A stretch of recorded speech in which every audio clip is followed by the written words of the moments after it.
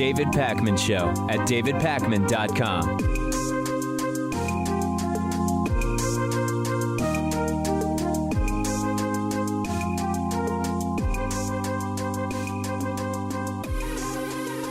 In the last couple of weeks, you have probably heard me use the term management by optics, and I've used this term to refer to the handling of coronavirus by Donald Trump and the administration. And I've also applied it to Mike Pence and Donald Trump's non-use of masks during recent public appearances. And there's now a new report from the Associated Press, excellent article, which says that indeed, according to people close to Trump, not authorized to speak about this, Trump is refusing to wear a mask in public because, number one, he believes he would look ridiculous wearing one. And number two, and this is the more interesting piece, he believes it'll hurt his chances at being reelected because of the message that wearing a mask would send. And we'll get to that report in a second. So one example of management by optics is the case numbers and the death numbers are a disaster. We've been in these sort of rolling patchworks of stay-at-home orders now for close to 2 months, and the numbers are terrible. Every day we're finding around 25,000 new cases of coronavirus, despite testing not having increased that dramatically or much at all over the last half month or so. We had spikes once again this week to 2,500 deaths on multiple days during the week. So the way that Trump is managing by optics is simply not talking about deaths and cases. Manage the optics, which are say that we won. Talk about these heroic warriors, which are the Americans that Trump is talking about. Talk about how we are now getting to reopen the economy, and 30 states or whatever the number they claim is are starting to reopen their state economies. Mike Pence didn't wear a mask when he went to the Mayo Clinic recently, and he was excoriated for it, ended up wearing a mask on his next visit out. But again, it's the optics of, if you say things are going really well, if you say we're past the peak, if you say we've won, if you say we are now in the recovery mode, you certainly can't be seen wearing a mask for the first time in public. That would imply things are not as good as you claim they are. So that gets us to Donald Trump. Earlier this week, Donald Trump flew out to Arizona. We covered it, covered some of his live events there.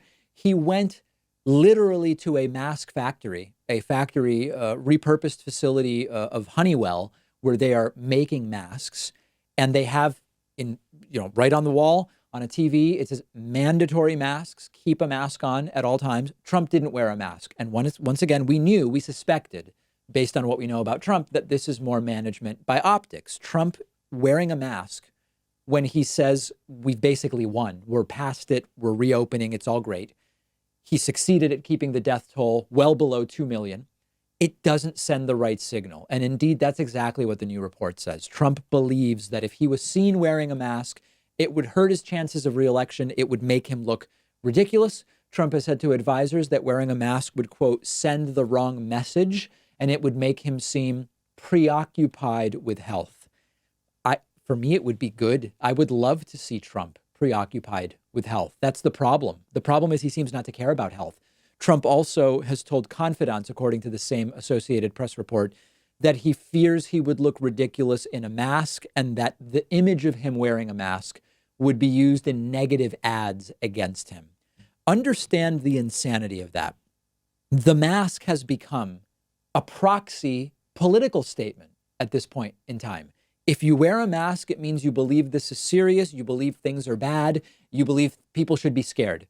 Not wearing a mask means you don't trust these hoaxer governors, or everything's fine, or the economy will soon be open, and people will soon or have already stopped dying from coronavirus. It's now a political statement, something that is just supposed to be a matter of science. It's just supposed to be a matter of health. The masks are worn for very empirical, demonstrable reasons. Now they have become political calculations. And I hate to tell you, maybe Trump is making the right calculation for his followers.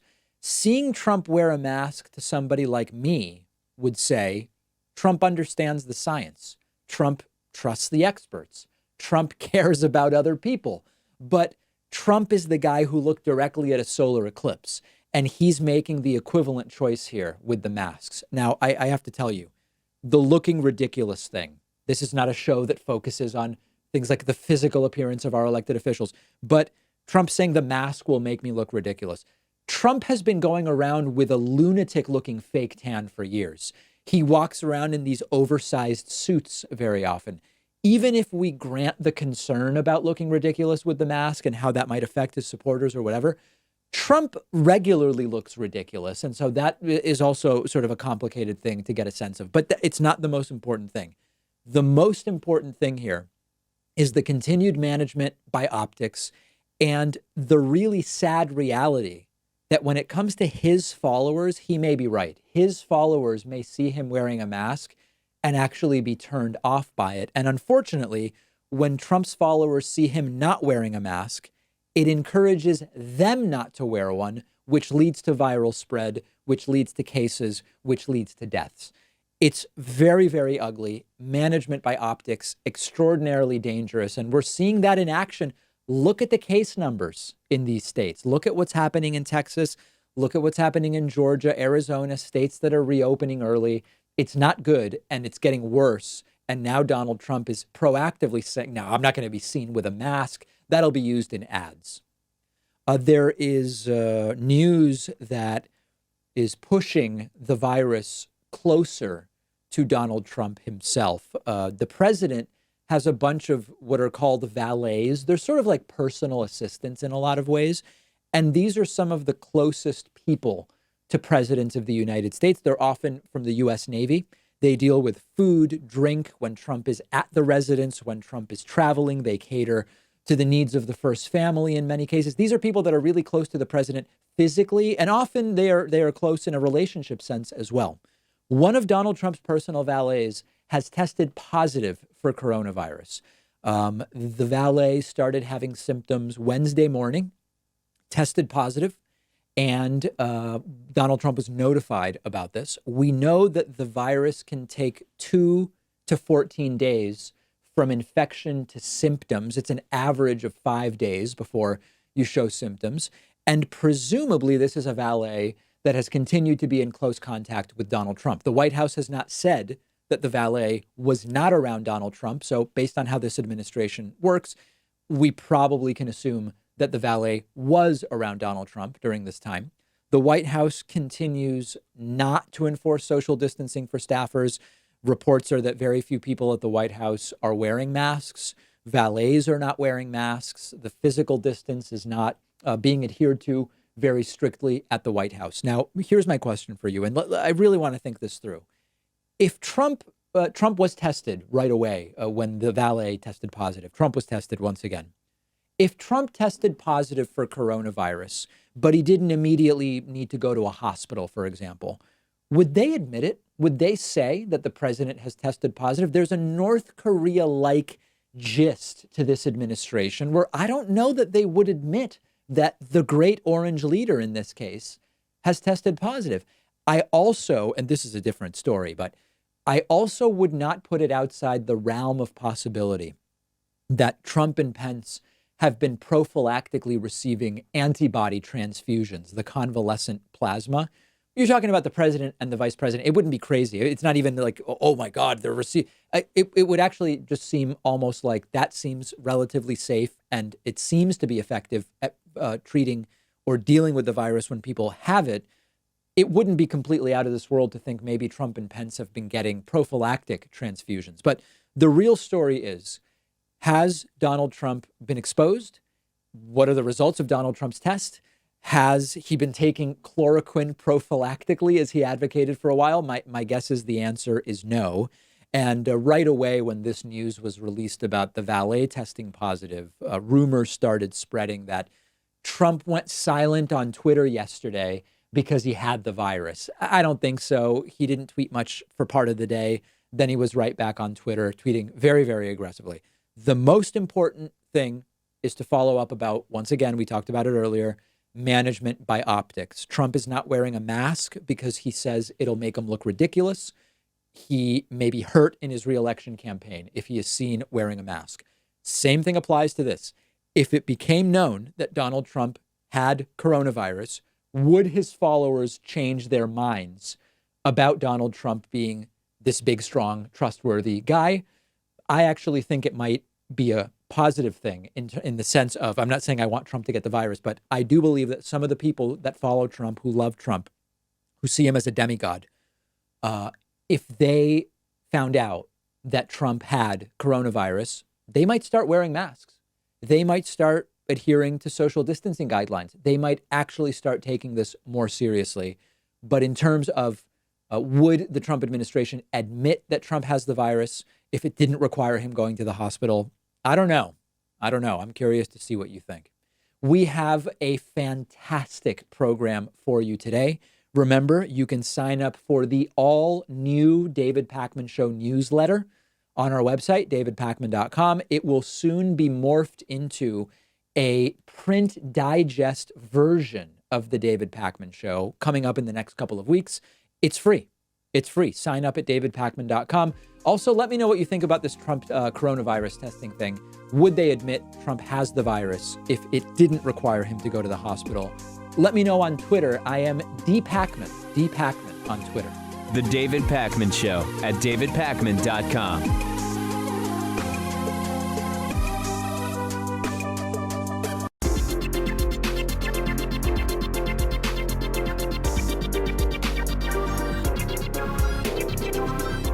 The David Pakman Show at davidpakman.com. Welcome back to the show. Today's new members of the day are Orion Aarons and Shane Proler. Orion and Shane, thank you for your support. Also, a big thank you to Charles Parmigiani, who has been a member for almost 5 years and is today's longtime sustaining member of the day. It's been a while, Charles. I really appreciate that support. Let's go to the phones and see if our phone system is functioning at 617-830-4750. Let me go first to our caller from the 651 area code. Who is calling today from 651? Hi, David. Is this me? Yes, it is. Hi, this is Mike from the Twin Cities, Minnesota. Big fan of your show. So my question to you today is, as I'm sure you've heard, there's been like some conservative infighting going on between the traditional branches of conservatism like Ben Shapiro, Charlie Kirk, and a more like right-wing nationalistic form of conservatism, basically neo-Nazis, mostly led by a guy named Nick Fuentes. Right. And and a lot of people on the left are saying like, oh, look, like it's funny, like, look, there's this infighting, no unity among the right. But I'm a little worried about it because from my perspective, it doesn't seem like it's just harmless infighting. It seems like the right is actually consolidating behind Nick Fuentes, and he's siphoning off support from traditional conservatism. Let me ask you a question. What percentage of this country do you believe knows who Nick Fuentes is? Well, right now, not that high, but when you go online, he's a very, very popular figure. Right, I think I he's going to get understand more that. I popular. think here's my view on this. I think this is not a perfect analogy by any means, but in the same way that if you just pay attention to Twitter and Reddit, you probably had the impression during the Democratic primary that Bernie's support was dramatically higher than what it really ended up being in the primary. A lot of these slivers of the right are essentially unknown in popular culture outside of certain enclaves. And in fact, there are tons of people in my audience who are involved in the online political space who also have no idea who Nick Fuentes is. I mean, I know who he is, but I don't follow him in any way. So I understand the concern, and there's no doubt that if support on the right starts to consolidate around movements like that, it would be a very, very scary thing. Right now, I don't think it's going on. Now, that doesn't mean it won't happen, and that doesn't mean we don't need to be worried about it. But I think that we really don't want to overstate the power of these movements when it doesn't deserve to be overstated. That's a good point. But I guess my bigger question was, what can the left strategy be? Because what I've noticed is that a lot of these people are anti-capitalist, and they advocate for a lot of the same positions that we on the left for, free college, free healthcare, but only for white people, like Nick Fuentes himself. So, and we've seen that in Europe too. So how does the left respond to that? Well, so one thing is, I don't know that the left has to respond to fights that right now are mostly within the right. I actually think it's smarter for the left to stay out of it completely and let them destroy themselves or weaken themselves to the extent that they will. If at a certain point, though, it goes more mainstream, which I think is what your concern is, then the left will have to put together a strategy. Now, if you check out my clip from earlier this week, populism may be destroying social democracy. I think part of it is the left shouldn't get pulled in to exclusively populist rhetoric, which can be repurposed, as you're pointing out, by bad actors. Like, for example, free college for everyone, except as long as you're white. We want to stick with the policy-based approach of social democracy, but that's going to be a bigger question for the future. All right, great. Well, thank you for taking my call, David. Appreciate the call. Great to hear from you. Let's go next to Tim from the 631. It's been a few months since I heard from argumentative Tim, as we have him in our call system. What's going on, Tim? Oh, that's my nickname now, huh, David? Yep. Well, good to hear from you. I've been following you for quite some time. I follow a lot of people for quite some time. And I wanted to get your take on, the current status of the rollout of opening businesses and what your take is on the Dallas woman that recently got arrested and sent to jail for opening her business while they're at the same time letting criminals out on the street. I think it's very counterproductive. I don't know anything about that story in Dallas. I just have not seen it or read about it, but I'll check it out. I mean, here's my take, Tim. My sense is that there are states that have numbers that justify safe, socially distancing reopening of some elements of the economy. We're starting to see the numbers improve in a bunch of different states, and I want the economy reopened as quickly as is safely possible. So that's fantastic. Sure. On the other hand, I'm also seeing some states where the cases are exploding. Texas is an example where 10 days ago they had about 400 to 600 new cases a day. Now Texas has 800 to 1,200 new cases a day. So I have no special insight. I'm just looking at the data and listening to health experts. It seems there are states that aren't yet ready. Well, a lot of those numbers, when it comes to more people getting it and more people being asymptomatic, is actually good news. And if you have a higher mortality rate, we've actually broken the curve, especially in places where I'm from, New York. I have family out there. It seems to be kind of breaking the fever, as it were. It's not as bad as it once was. Well, the thing I think, Tim, what's important to look at, though, is a lot of these states have very low testing rates. So I'll give you one example and see if this resonates with you. In Massachusetts, we test at about 3.5 times the rate of Texas. And we used to always have more new cases in Massachusetts than in Texas. That's reversed. And for a couple of days in the last week, Texas had more new cases than Massachusetts, despite only testing at about 30% of the level of Massachusetts. So that's one thing I would certainly look at. The other is the deaths are not based on testing. So when you look at the actual deaths, those are also spiking in Texas. So I think, your point is well taken. But when you see death spiking as well, that's not about testing rates. What we're seeing right now, I think, is a very big rise in authoritarianism. So the Dallas woman I described, she was actually told on video, and this is all over Fox. This is one of the biggest news stories in the United States. I'm not sure how you haven't seen it. But when it comes to the judge, he was a leftist judge that tweeted with her, "You will apologize and bend the knee unless I will take you to jail if you don't." And she didn't, which I'm happy for her. But that's the type of power grabbing we're seeing in the United States right now, and it's absolutely unacceptable, and it goes against people's rights. And I would sure you would agree as a liberal, either classical liberal or otherwise, it's going against our constitutional rights on a huge scale. Wait, hold on. What goes against whose constitutional right and which right? Being able to feed their families. People being able to feed their families based off of fear that's not backed by credible numbers, that's not backed by facts. We're taking stuff from the CDC where 1 minute they're saying that, who by the way, is 30% funded by China. Wait a second, hold on a second. Numbers, it's okay to wear a mask, it's not okay to wear a mask. Tim, you got to slow down. Trump doesn't wear a mask, Pence doesn't wear a mask. Tim, But everyone else needs to wear it in the height of the pandemic. We got to go piece by piece here, Tim. We got to go. I want to really understand what you're saying. So Which constitutional right is violated by a stay-at-home public health guideline? Illegal search and seizure. There's plenty of them. Hold David. on a second. There's If police, there's a, how there's a does police, this, Tim? there's You got to police. stop though. You got to stop, Tim. What search and seizure happens when people are told you should stay home and wear a mask in public? What's the search and seizure? Okay, someone's at a park. They get arrested by the police, like the woman in Idaho. Then they search her vehicle. Is that illegal?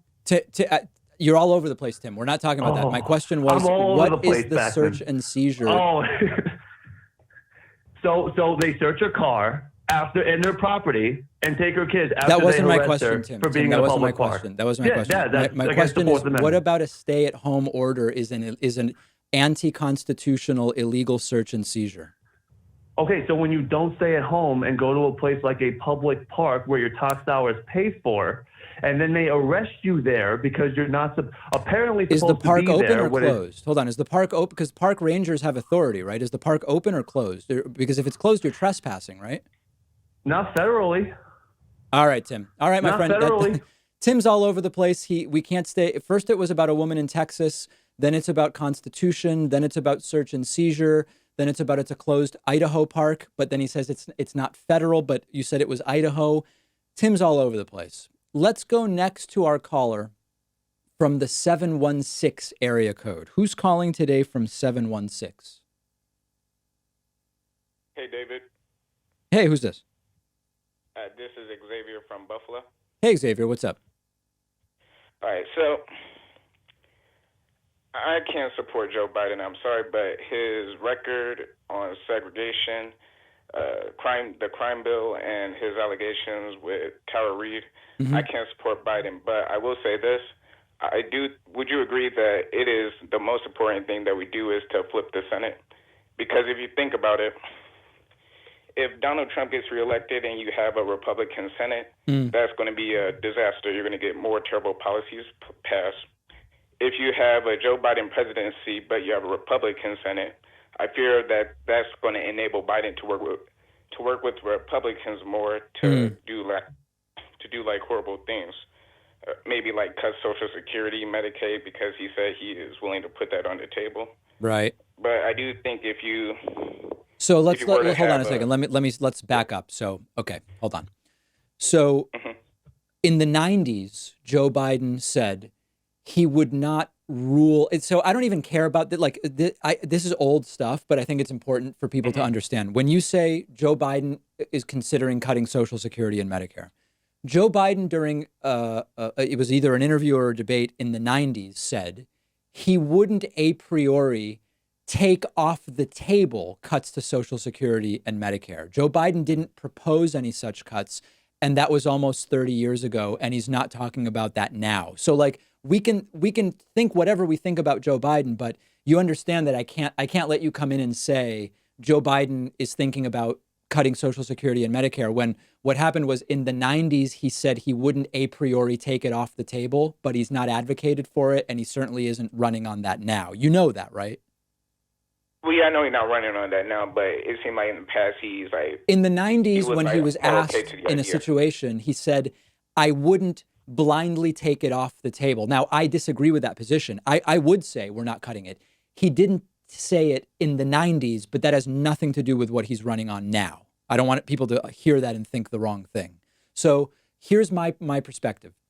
I don't think there's any sense in me saying it's more important that Biden beat Trump or it's more important that Democrats take the Senate. These are separate elections and they will very much go together. So, for example, in a state like Montana, Biden he's losing, but he's polling way better than Democrats have done in the past. And the incumbent Republican senator in Montana is losing right now to Steve Bullock. So there's not really this one or the other thing, and they're going to be decided separately, although they seem to move in parallel. If Biden does really well, it's more likely that a bunch of Republican senators would lose. So I don't think it's the right approach to say it's more important to take the Senate. It's actually, these things are linked, and you get a vote for the Senate and you get a vote for president, and we can do both. Okay. All right, Xavier, thank you very much. Appreciate the phone call. Let's go next to our caller from the 801 area code. Who's calling today from 801? Welcome. Hey, David. Thanks for having me. I just want to ask you, to what extent should someone tolerate the religion or the religious practices of their parents? And how should you approach a conversation with your parents if you feel like there are certain lines being crossed? Okay, so I'm having a little bit of trouble understanding exactly what you're saying. The first part was, to what extent should you respect the religious views of your parents, or tolerate, I think was the word you used? Yep, tolerate. Well, I would want to know what you mean. If you're asking, do you need to be the same religion as your parents or have the same views? I think the answer is clearly no. If you're talking about, should you be respectful of your parents' views in order to maintain a friendly relationship, then that's sort of up to you and what your priorities are, right? Yeah, no, that makes sense. So what was the other part of the question?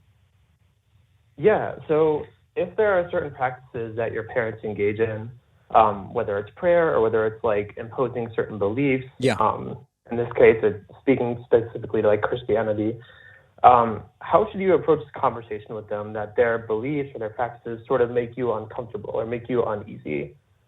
What would be the point? What would be your goal in the conversation? Let's start there. Yeah, I guess just to be on the same page with them.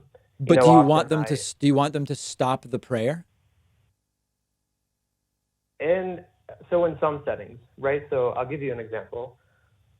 My spouse and I had a get together with a bunch of different people from my family and from their family.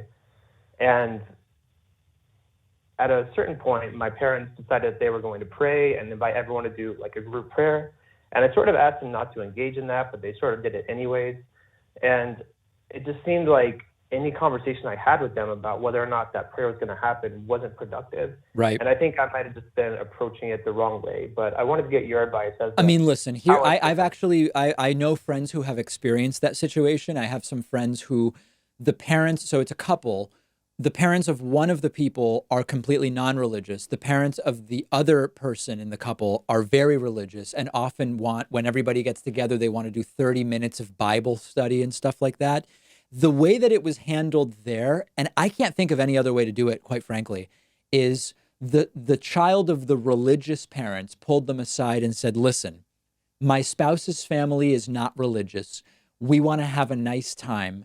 People get uncomfortable when you want to do 30 minutes of Bible study, and it would be better for everybody if we skipped that. And they did take offense, but they accepted it, and there's no more Bible study when everybody gets together. But the thing is, that's how one set of people reacted. You know, your parents may react in a different way, so I don't know that there's one right answer here. Gotcha. No, that makes sense. Okay, cool. Sounds like a tough one, though. I don't envy the position that you're in. Yeah, no, I don't imagine many people would, but I definitely appreciate your advice. All right, appreciate the phone call. Great to hear from you. Let's take a quick break. If you were holding, don't hang up, because we are going to go right back to the phones. It's going to feel like it's mere seconds. Stay with me. The David Pakman Show at davidpakman.com.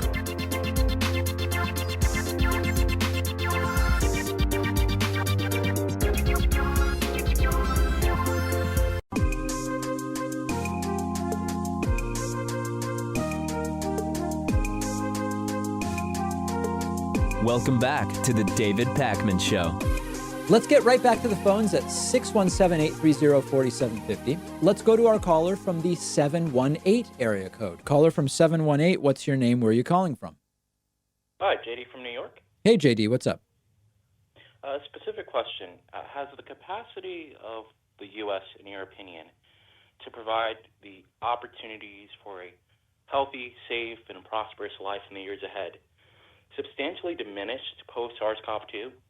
I ask as a well-traveled person and a first-generation American and a person of color who works remotely in IT currently, and I'm prepared to emigrate out of America after travel restrictions are lifted.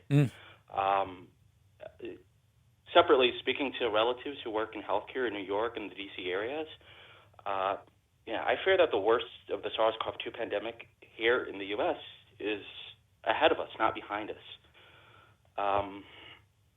hopefully you can ease some of my fears and frustrations. But thank you for everything you do, David. And Well, listen, I mean, here's the deal, JD. The pandemic itself at some point is going to pass, and there's going to be irreparable health harm that is done to what could be hundreds of thousands of people that die. We don't really know what the death toll will be, but it seems like, within a month it could be over 100,000, and then who knows how high it's going to go in the US. Eventually we're going to get past it and the economy will start to recover. But what we've learned from this is that even an economy that looks pretty solid, and I talked about this on yesterday's program, is pretty fragile, right? Like it's pretty damn fragile. I mean, the stock market was near record highs, unemployment near record lows. We had consumer confidence was relatively high, inflation under control, et cetera, et cetera. And in 8 weeks, we've lost 21% of the workforce. 21% of the workforce has lost their jobs.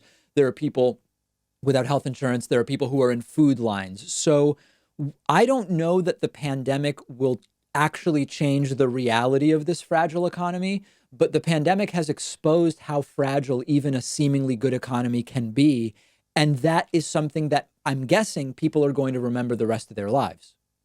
Okay. Thank you, David. All right. Appreciate the call. Thank you so much. Let's go next to our caller from the 757 area code. Who's calling today from 757? Hello? Yeah, that's you. Hey, David, this is Aaron from Virginia.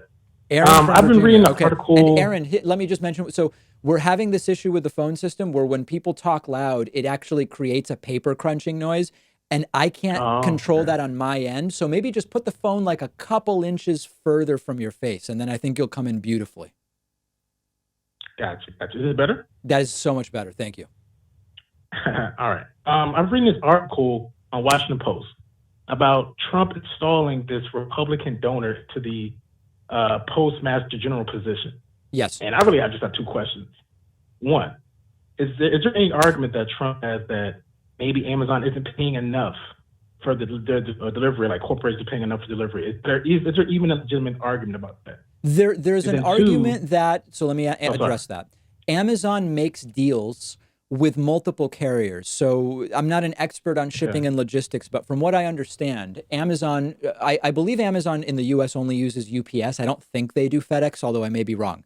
But my understanding is that in the US, Amazon cuts a deal with UPS where they are not literally paying for every package the way you or I might if we send a few packages a month. My understanding is that it's a combination of fixed fee deals plus some other amounts. So Amazon and other large shippers have always struck deals with shippers where if you only look at the per package price, it might seem like it's a loss, but you need to look at the value of the total contract. So my point is, I don't know that what Trump is saying tells us the whole picture, but I would need to investigate it more.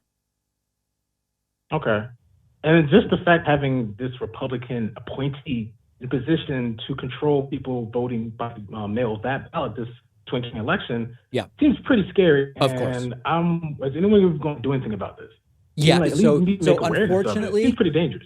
Trump fires inspectors general who are going to look into things that he doesn't want looked into. Trump bullies departments into getting rid of people that are opposed to what Donald Trump wants to do. So unfortunately, this is a situation, we're between a rock and a hard place because the only solution is to remove Trump in November. And yet Donald Trump is taking steps like appointing a friendly postmaster general who may be able to assist in not having vote by mail work. So one way would be, it's going to be up to states to decide about vote by mail. You could have a state say, hey, we're going to do vote by mail. And then the postmaster general can generate a paper which says, hey, you know what? The post office would not be able to properly handle all of Florida voting by mail. And they can create all of this fear, uncertainty, and doubt to put in question whether we're going to do it. So unfortunately, our only solution is to remove Trump, and Trump is actually putting people in power who may hamper our ability to do that. I don't have an answer. It's dystopian and nightmarish, and you're right to point it out. It even seems like he could just, go on strike, have them go on strike, like say shut it down, and then they would. I wouldn't put it past them. Postal service. I don't know what the logistics of that would be, but I wouldn't put anything past Trump. to at least attempt at this point in time. And he knows vote by mail would be terrible for him. And he's going to try to prevent it from happening, at least in swing states where it could flip the results. Wow, pretty scary. It is. Yeah, that's my question. Thanks, David. All right, appreciate the call. Thank you so much. Let me go next to Mike from Boston. Mike from Boston, we haven't heard from for a little while, I guess. What's going on with you, Mike? Hi, David.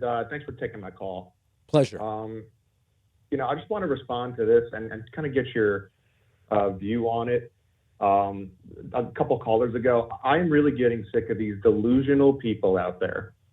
And some of the people on other progressive podcasts and blogs, people, like Krystal Ball on Rising, and I know he's your friend Kyle Kulinksi on Secular Talk, who are just so anti-Joe Biden, and they seem to be out for blood for him.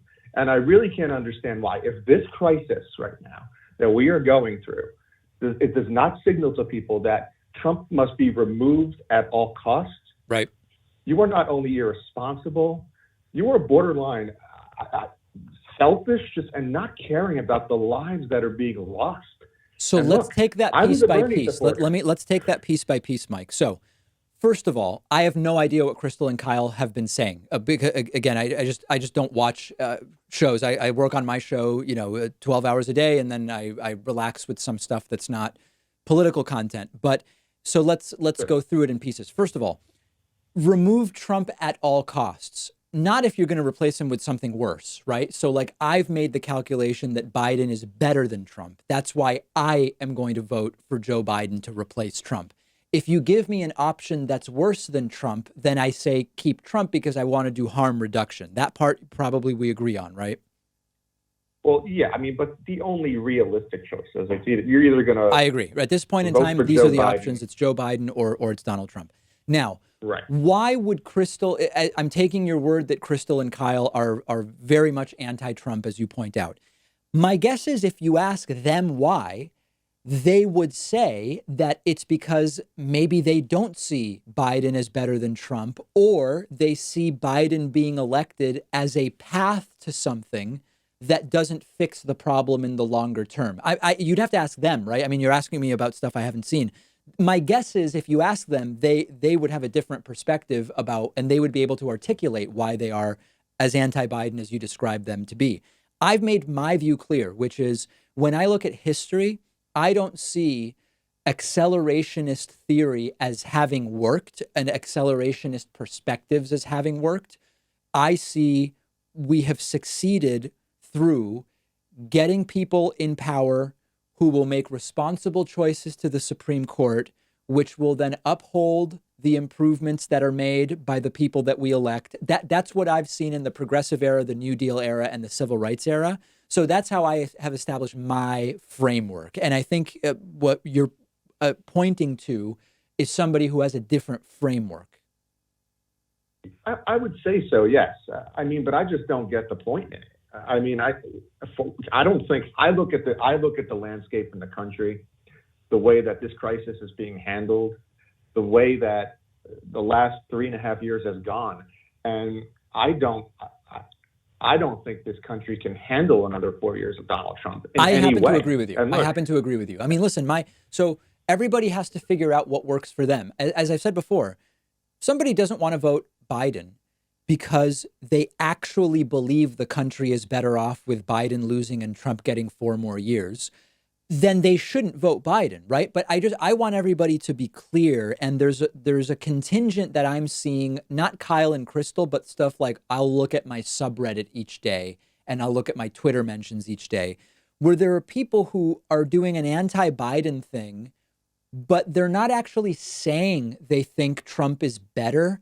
So then it's like, well, what are you just posturing, or are you trying to get a certain reaction? Are you trying to get Joe to come beg for your vote or whatnot? Like, I don't need any of that stuff. I'm plenty busy. I'm just like, Biden's better. I'm voting for Biden. They're mad that they didn't get their guy, and their guy was Bernie Sanders. And I was a Bernie Sanders guy. Okay. And I understand the disappointment. Yeah. But, sometimes when there's no great choice and there's no right answer. You do what you got to do and take the best option available to you is all I'm trying to say. That's my perspective. And what I think is important to do is I don't see any benefit in going around and attacking the motives of Krystal and Kyle. Like, again, I'm going by what you're telling me, but if they've come to the conclusion that they're never voting Biden, and I'm not saying that that's what I don't know if that's what they're doing, but if they did, my instinct is to assume, again, because I know them to some degree, I assume that they've come to that conclusion through some different framework than I have, rather than they don't care about death, like you said. I mean, clearly they both care about death. I know them well enough to know they care about people dying. I'm guessing they're working with a different framework. Right. I guess my point is that I guess what I'm trying to say is that if, in my opinion, in my view, if you really care about the well-being of this country, and you were a Bernie Sanders supporter or an Elizabeth Warren supporter, and you're looking at this election and you're just going to say, well, you know what, if I couldn't just get my guy, and if we can't have it all or nothing right now, then right. I don't really care what happens to the country. I'm going to vote third party or not vote at all or and do whatever. I think you're extremely off base and extremely selfish and not really caring about a lot of the suffering that's going on with some of these people right now. Yeah. So, Mike, it sounds like your frustration is that there are people who are coming to different conclusions than you, and you're frustrated by that because for you, the conclusion you've come to is so obvious. Right. Yeah. I mean, look, I was going to vote for whoever the Democratic nominee was. That's just how I went into this whole, election cycle, which was going, because I've seen what happens when you make irresponsible choices. And I just think they're being irresponsible. Thanks, David. All right. Mike from Boston, great to hear from you. Let's see if we can check in with our caller from the 616 area code. Who is calling today from 616? I think that's me. Yes, it is. Can you hear me? Yes. Great. Hi, David. Thanks for choosing my number. This is Justin from Michigan. Hey, Justin. The West Side. It's a bit more of a technical question here, but just to jump right in, I don't recall you commenting on the Israeli-Palestinian deal of the century, quote unquote, proposed by Trump, which was largely drafted by Jared Kushner. So if you've seen the proposed map, the potential Palestinian state looks like scattered islands, more or less, within the Negev desert. And as you probably heard, Gantz and Netanyahu just recently signed an agreement to essentially annex large swaths of the West Bank, seeming in tandem with this plan, just to complete it before the 2020 election. And just sort of, or this is speculative here, but and also to sort of sweep it under the rug during the coronavirus pandemic. So my question is, what do you think of the plan? Is it in any way feasible? And isn't it sort of a slap in the face to Palestinian aspirations of a statehood along the 1967 borders? I know it's loaded, but hey, here's some foreign policy for you. So is this, by this, when you say that this is the deal from about a year ago, right? That's right. Yeah. Yeah. I did comment on it at the time and did one or two pretty detailed clips about it. I don't have the map in front of me, but certainly I've spoken before about the importance of, having a contiguous Palestinian state.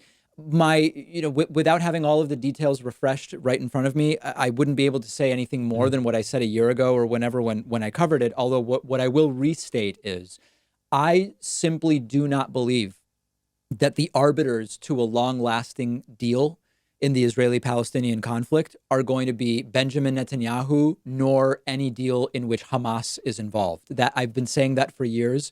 I maintain that is the case. That will not be the case. That won't work. And beyond that, I haven't looked at the deal for a year, and I would check out my prior commentary on it. Mm-hmm. Can I follow that up quickly? Sure. So would you then argue that any plan should begin with the Palestinian Authority, which would then be widely embraced by the Palestinian people in Gaza, which would then, in turn, I don't know, like you would see a domino effect with Hamas leadership?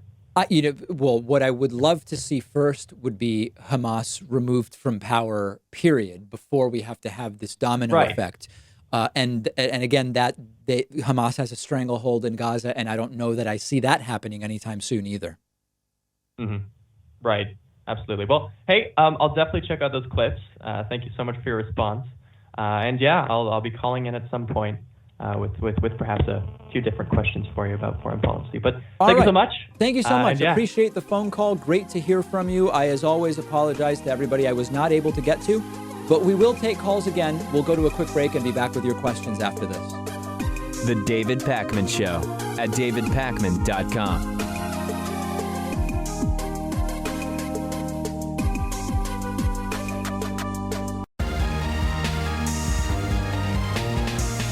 The David Pakman Show at davidpakman.com. All right, let's get right into audience questions for the week. I understand what is on people's minds, and it explains why these are the questions I've gotten. First one is, hey, David, what is the longest that the United States can realistically stay shut down because of coronavirus? So I'm going to answer the question as asked, but please understand that we never really shut down to the degree that Europe did. And when you look at, 4.8% GDP decline in Q1, that's a lot. That's crazy. But that's an economy that's mostly still open. Now, okay, the shutdowns didn't start until March. If we have a 20% decline in Q2, April, May, June, that is crazy. That's a crazy. But consider that that still means 80% of the economy is still up and running. So compared to Europe, the United States restrictions have been really light. The stay-home orders have been put in place in a number of states. Essential stores are still open. For the most part, all grocery stores, hardware stores. In Massachusetts, restaurants remained open for takeout. People could go around not wearing masks outdoors and even indoors for a long time. You could go wherever you want. Parks were open. Some places have had to close parks because of people gathering. A lot of beaches remained open as long as people weren't on top of each other. In Italy, just this week, people started to be allowed to go more than 200 meters from their house, or I think in Spain it was 500 meters. We never had that in the United States, even in the strictest situations, wherever. I don't know if we would consider Michigan to have been the strictest or whatnot, but we were never really fully shut down. And a lot of what we saw in the US is really a city versus suburb, rural distinction, because I've been in Boston. Restaurants remained open for takeout, but the streets are quite empty. There's very little traffic going places. So certainly the more urban areas of the city seem noticeably empty, but a lot of the basics stayed open the entire time. Suburbs may not even have been as dramatically different. It's hard for me to say for sure. So the answers in terms of how much longer can we stay, quote, shut down. It's very clear that there is not a lot of political appetite, even in the more liberal states, to stay shut even a single day longer than public health officials say that we should. So I think we're increasingly going to start seeing two tiers. We're going to start to see places that had early hotspots and took it very seriously. New York and Massachusetts and California are the ones I'm most familiar with, that in the next 2 weeks to 4 weeks, 2 to 3 weeks, are going to be able to start opening some things with caution, still with masks indoors, outdoors when you can't social distance, but there will be some opening up more than likely. Manufacturing hopefully can start to come back with people wearing masks and distancing in factories, etc. The governors will sort of figure it out. The problem is that we are starting to see rapidly rising cases in places like Florida, Georgia, Texas, and there are others, although I don't have the numbers readily sort of in my mind. And on a percentage basis, they are seeing faster and faster increases in cases. They're not going to be able to open up, or if they do, it is going to be significantly tragic. So you have some states starting to say, we're going to start running out of unemployment insurance money. That's going to be pressure, especially for Republican governors who are very concerned with debt in this abstract sense, to try to open up. The saddest part about all of it, and ultimately these are decisions that governors will have to make, and the answer is many of them are going to start opening some things in the next 2 to 3 weeks. Sadly, if on March 5th, when we had over 200 cases, Trump had said from the federal government, I need all 50 governors to do a shelter-in-place, stay-at-home order. If we had done that on March 5th, we would be in really good shape right now.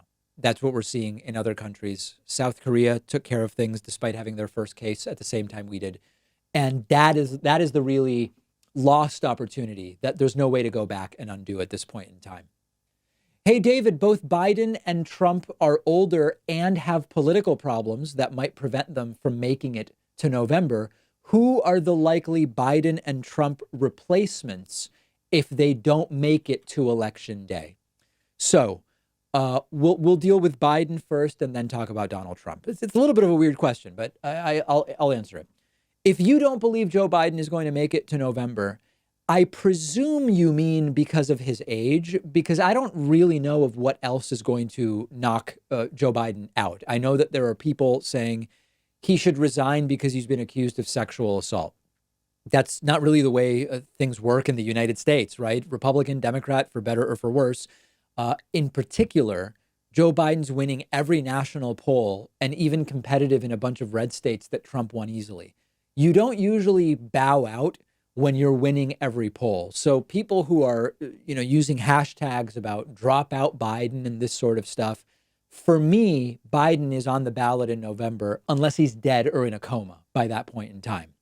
Now, maybe there are people, again, who are thinking that the Tara Reade thing is going to make Joe Biden step back. I just think it's unrealistic. So if Joe Biden doesn't make it to November because he dies, again, I think that's really the only way that it happens, it would seem natural that it would be Bernie Sanders who would replace Joe Biden, in the sense that Bernie Sanders had the second most delegates during the primary before dropping out. I think what would complicate it is if Biden chooses a running mate soon, you would have a debate.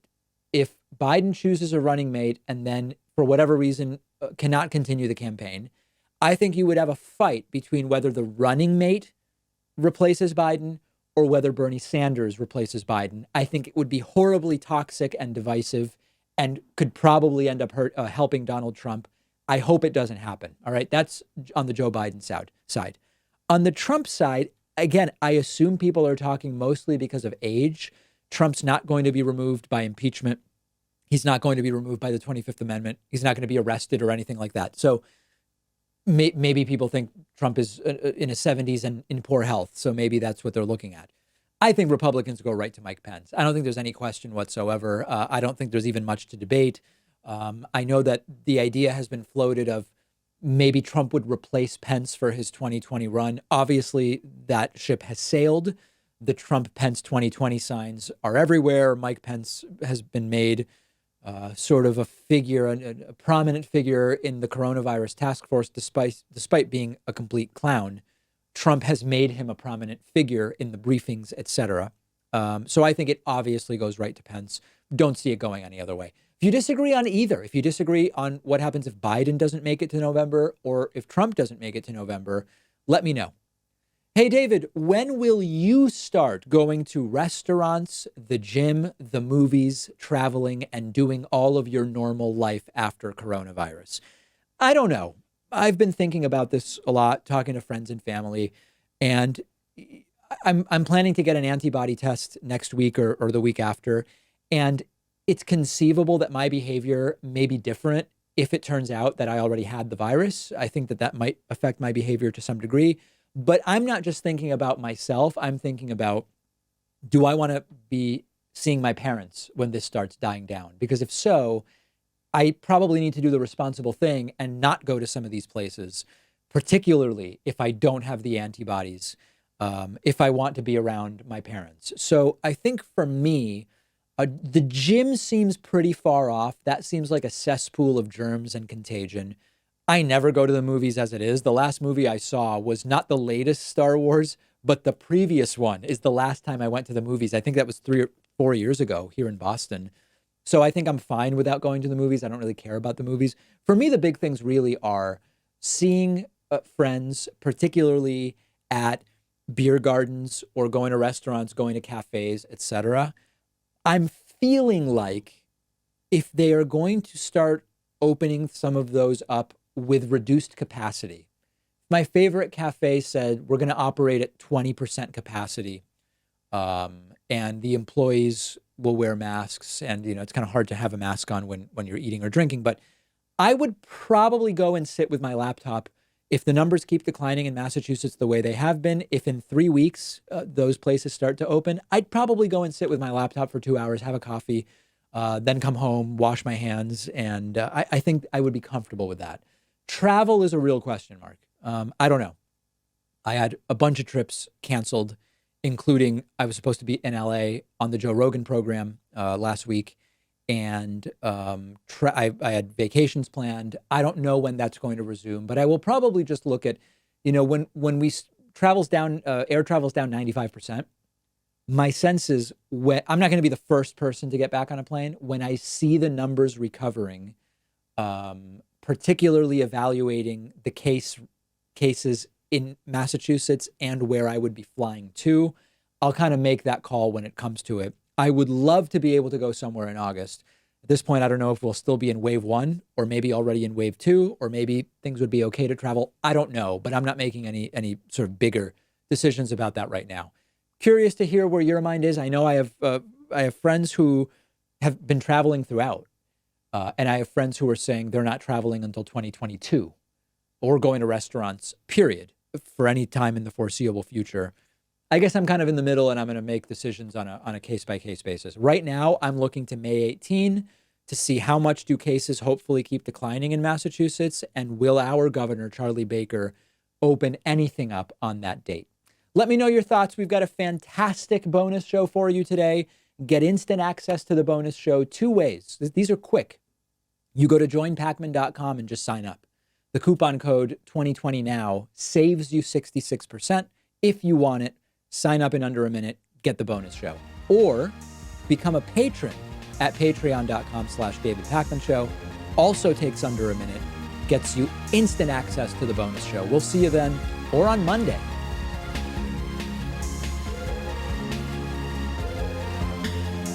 The David Pakman Show at davidpakman.com.